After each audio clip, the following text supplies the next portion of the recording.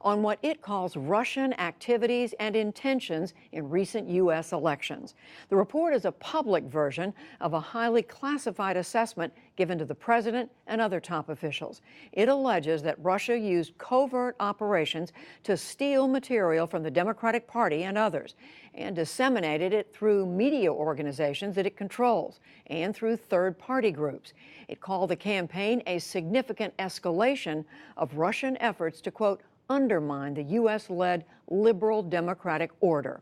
For more on the report's findings and its effects, I'm joined from Capitol Hill by California Representative Adam Schiff. He is the top Democrat on the House Intelligence Committee. And for the record, we called every current Republican member serving on the Senate and House Intelligence Committees. None was available.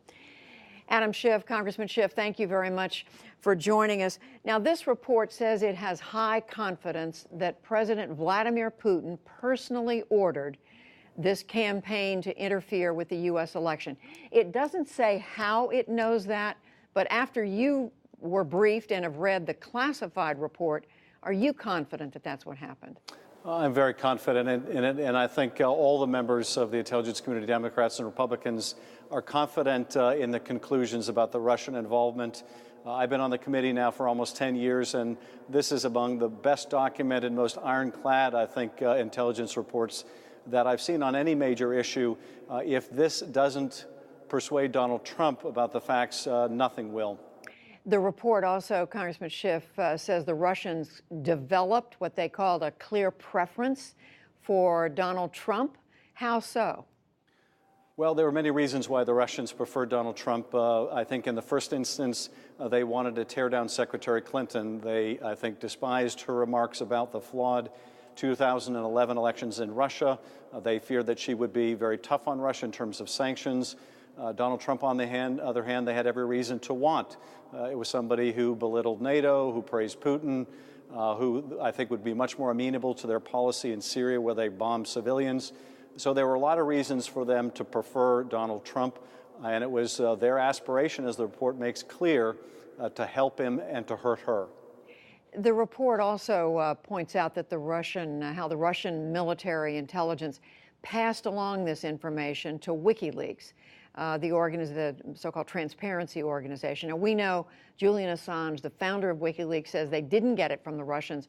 What evidence is there in the report that there was a collaboration between the Russians and WikiLeaks? You know, I can't go into that evidence because that's really the heart and soul of the classified report. But I can say I think the case is very powerful. WikiLeaks was a useful medium for the Russians. They had a little more distance or deniability with WikiLeaks than they did with their other cutouts, so they made ample use of it. I think Julian Assange knows this, or he's affirmatively trying to stick his head in the sand. But nonetheless, it was a very useful platform for the Russians. Before this report became public, and in fact, before President-elect Trump was briefed, he said that this whole thing is a political witch hunt, the findings by the U.S. intelligence community. What's your reaction to that?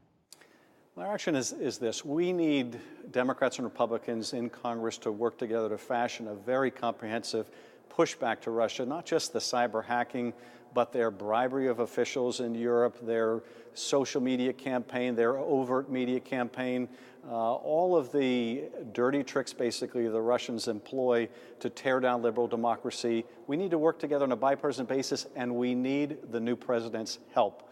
We can't do it alone, and that has to begin by his acknowledgement of the facts.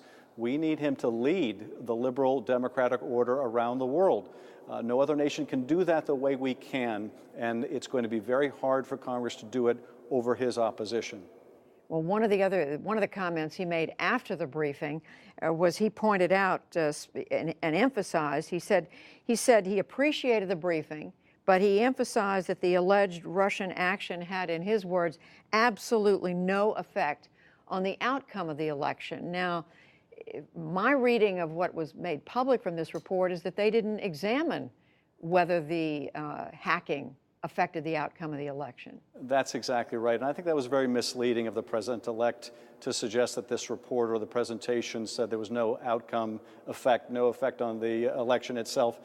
It's true there's no evidence that the tampering with voting machines or tampering with voter registrations or any of that affected the counting of the votes. That's true. That's not the same thing as saying there was no impact on the outcome. Clearly, the daily dumping of information that was damaging to Secretary Clinton and helpful to Donald Trump was hugely consequential. And it's not the intelligence community's place to say whether this was determinative or not, and indeed, that's unknowable. But that claim was completely unsupported by the report or the briefing he got today.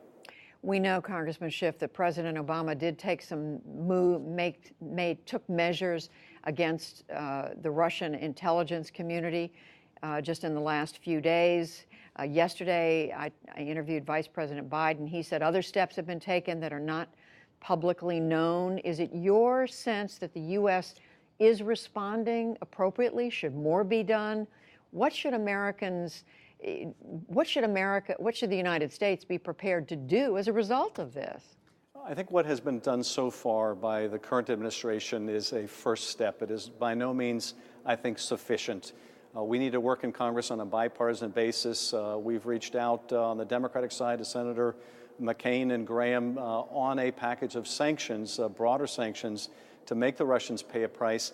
But even beyond that, we need a comprehensive approach to what is a very successful, well-funded Russian effort through a variety of vectors, through, as I mentioned, bribery of people and their media platforms, their hacking, the publishing of fake news, the publishing of bogus documents. We need to push back against all of that.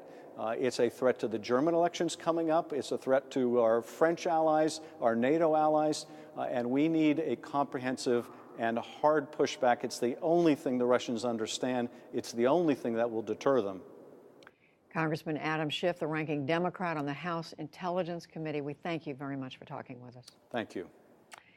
And you can read the full declassified intelligence report on our website. That's at pbs.org/newshour.